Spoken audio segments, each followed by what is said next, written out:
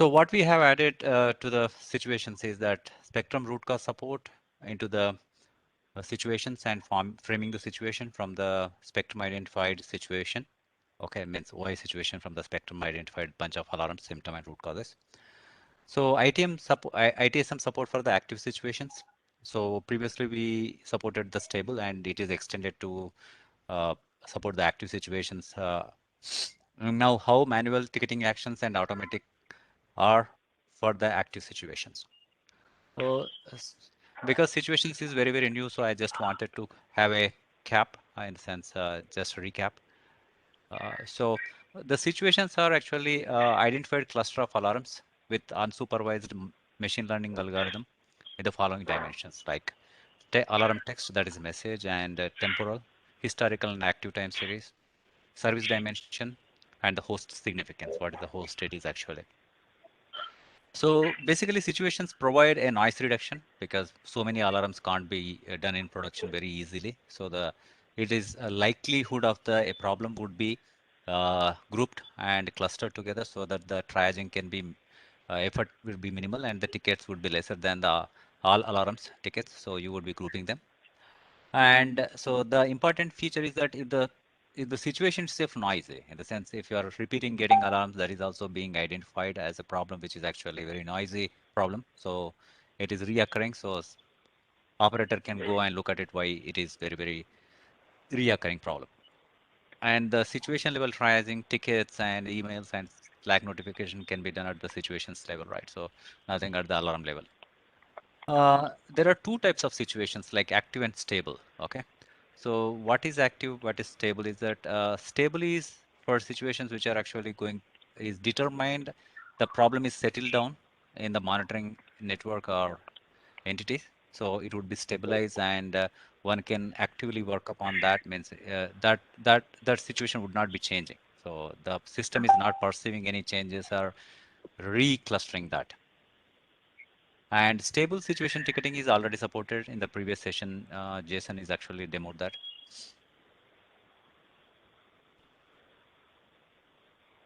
Sorry. Okay, so what is active to stable, right? So active is actually when a situation is formed, that composition is not changed. There are a bunch of conditions where we look at 6 iterations, last 6 iterations, that composition is not changed or updates or alarms are not changed. Then any stable window time which is configurable, so which is actually crossed force stabilization is done. So that from the active state of the situation would turn to stable. So this has been discussed. So just I wanted to recapping that. So what is it? Now, what we are doing is that Spectrum is a L2 level root cause, very good at identifying at the L2 level real-time connectivity and polling them.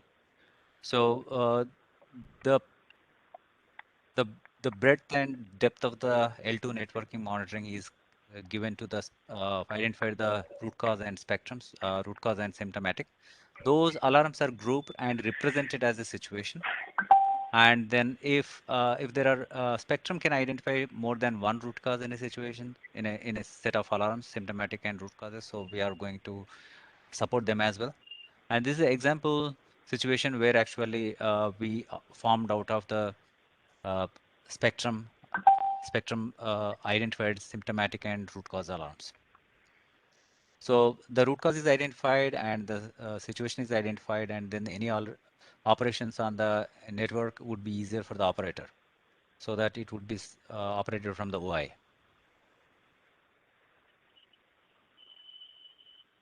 Okay. Now what ITSM did is that they added situation, and there is a age factor where they added. I explain the age. What is age?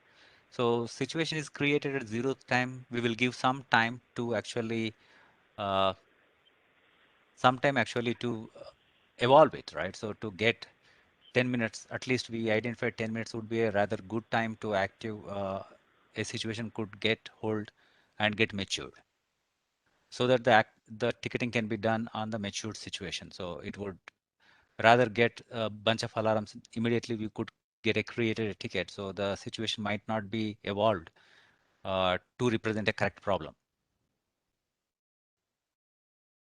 Okay, so the policies, right? So you have active situations.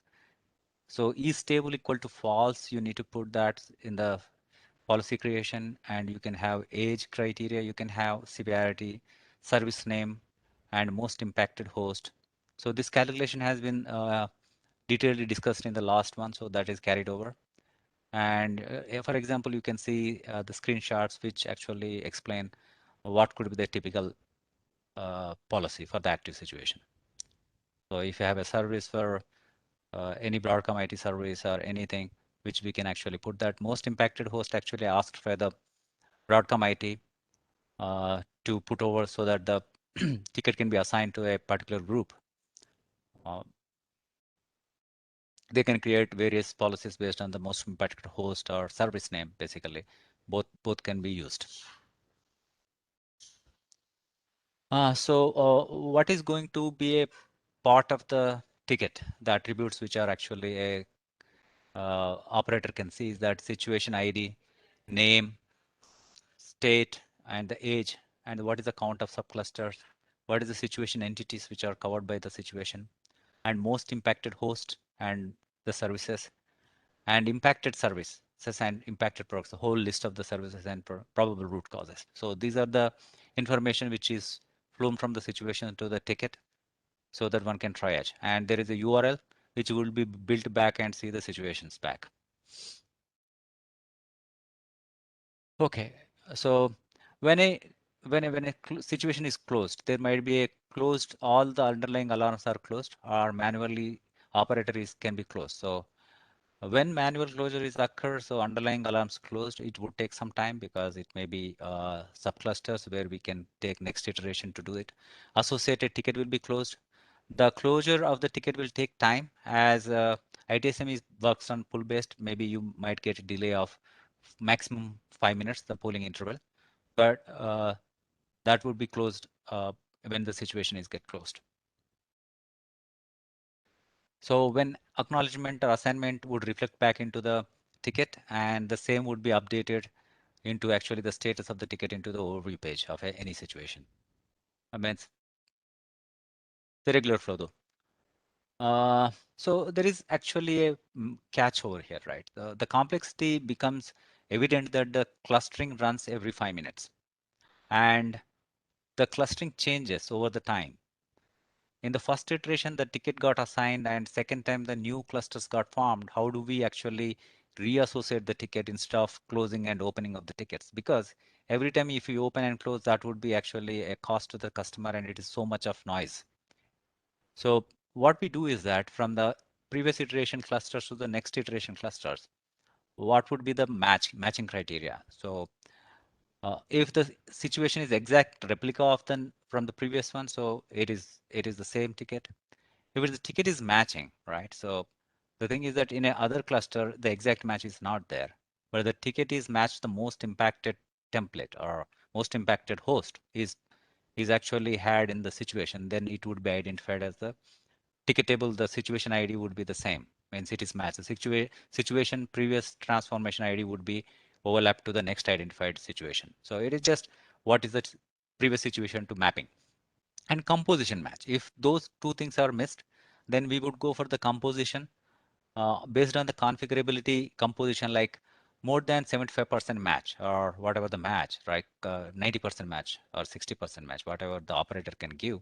We can identify the situation is the same, and we associate the ticket back to the same. The situation ID would be carried over according to the ticket as well. So if you see the exact match, we have given one uh, situation. So where you have template IDs. Templates are nothing but the group of homogeneous alarms representing the same metric or the alarm device stopped polling or CPU hack or whatever. They are grouped together. So the name and everything, the key would be the same, and it would be identified the next iteration, the same situation. And ticket match. If let us say that we have 1, 2, and the ticket most initial impacted template is actually 1, so it is identified in 1. So the situation is identified hook to that one. The situation identified as the new situation, so map to that one. And the third is that neither has been matched. So composition is checked, like so how many how many are relatively matched, right? So if I have 100 situations and previous situation, the composition is similarity ratio we find out is 0.75 or something like greater than 50%, right? So greater than 50%, it would be only one. So 0.75, that would be your new situation with the old situation. So that would be the same replica. We identify that is the same. Now this would take time to do match and everything because you need to match to everything. So the time would increase for the active ticketing. Uh, but still we can map, we would avoid actually multiple tickets opening and closure. So manual alarms and the same triaging flows which were working for the service alarms and would be the same adopted here. So the same user interface and the same open tickets and assign and acknowledgement, unacknowledgement, clear we support newly, manually clear for the situation. And then you, as you know, unassign will not be, is not supported back. And acknowledgement and acknowledgement is local. It won't be updated in the ITSM. So all these flows in the UI in the situation are supported as back in the old triaging or normal triaging flows. So the thing is that whenever the ticketing is done, so over Kafka we will receive the updates and then we consume them. Little processing of the times distributed system. So there might be some problems troubleshooting. The steps I would cover briefly, but the next time I would be giving in depth of the troubleshooting. So these are the same when you go and open up that one. So the situation or service alarm the same, and you would do the all operations on the ticketing, triaging flows, clear. We introduced newly in here, so that would take time. When you clear out, the situation immediately clears out and sends a notification to the ITSM that ticket need to be closed. But the underlying subclusters, that is we call templates or subclusters, analogous. So those would be taking time. So those would be taken in the next iteration. It would identify before clustering and then it would close because that's the time we need to take for the subcluster to be closed. You go to policies, right? So policy experiment policy, actually this, I have created one. So if you go to the active ticketing, so situation, so this is the situation when you select false. This is by default, service severity is critical, stable, and you can have various kinds of thing. You can override alarm count and is orphan, stable, message you can do, noisy false, we can put false or something like that. And basically probable root cause host, whatever you want to do equals or contains. Basically service, this is the best thing.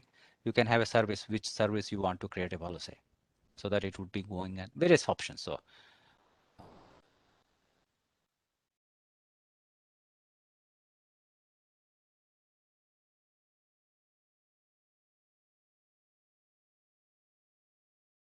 I think the policy is actually being created. So I just had a filter which is automatic ticketing is enabled, so critical. So the age should be greater than 10 because if age is not greater than 10, it won't be creating. So it is uh, nascent just created one. So if you see 835, there is a just 4 minutes back, it has been updated, but the age would be more than that. So if you see 109 subclusters, if you go here, and see that, so there would be 109 clusters where you see from the APM, these are all clustered together, right? If you see, so from the APM superdomain, the same entity, so that the noise would be reduced. And if you go that, there is created ticket is there already based on the policy. So there is a critical, I'll, for the demo purpose, I just copy this because it might be useful for me. Okay. Okay. So if you go to the incident index, right? So it's a big cluster. So you have the type, name, ID, the entities which we actually restricted for 100 in this one, and severity, situation impacted source, age 15. If you see, this is greater than most impacted host, and subcluster ID 109. So, so these are the details you get it. And then if you go back and see that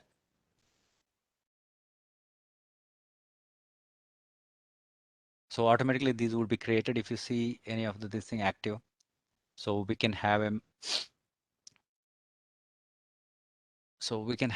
of the things where, let me say that I can choose a ticket, right? So I can just open this. You would see much more better view, like entities, what they are, age 14, it has impacted, subcluster count 30, reasonable one.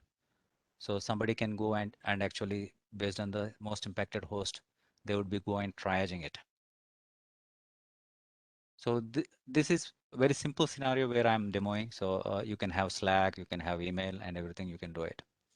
And so one more thing is that if you see, right, so if you see these are, so one moment, what is the latest one? It is created.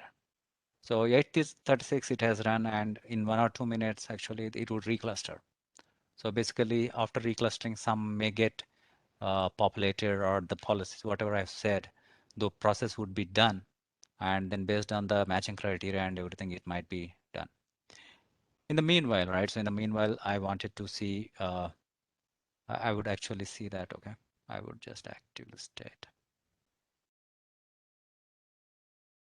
because I'm active. I would go actually some of the things which are actually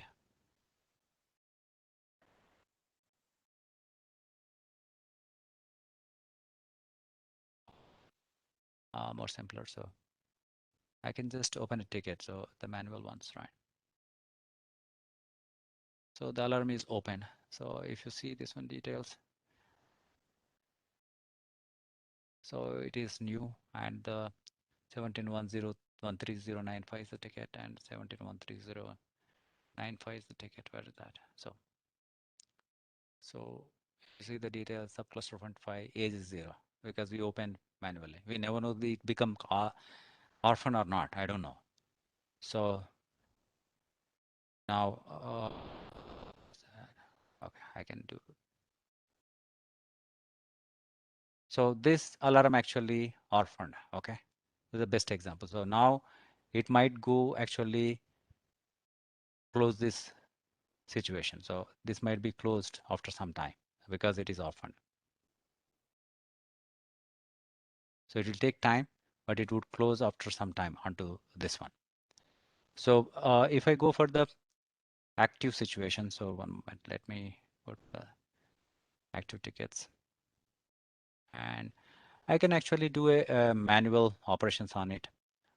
I can do assign to, okay, I can do power event. So get, okay. So if you see that, it would be, this ticket is updated. And if you see, it would be populated, assigned to. So those would be captured, and any updates would be captured. So I can just copy this so that I can have to handy about that.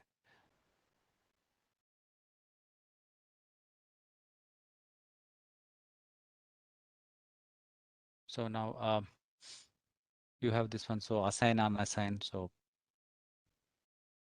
now, sorry, acknowledge, be done. And then I can clear out this. So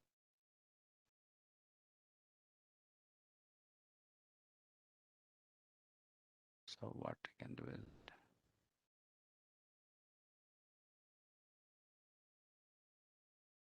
if you give that, so it doesn't find because it is closed. So you need to have to the show close situation, right? So if you go this, so it is still there. So it would be actually closing sometime after what I said.